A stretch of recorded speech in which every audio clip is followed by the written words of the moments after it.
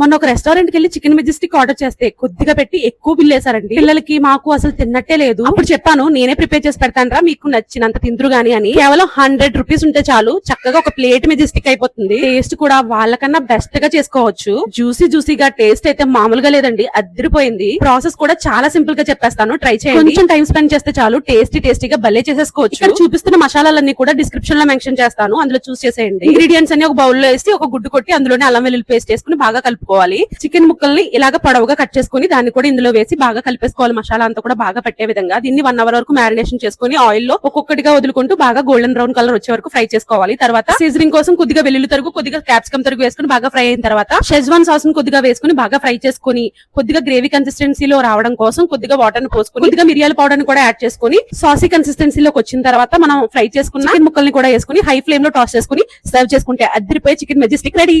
Subscribe to my channel.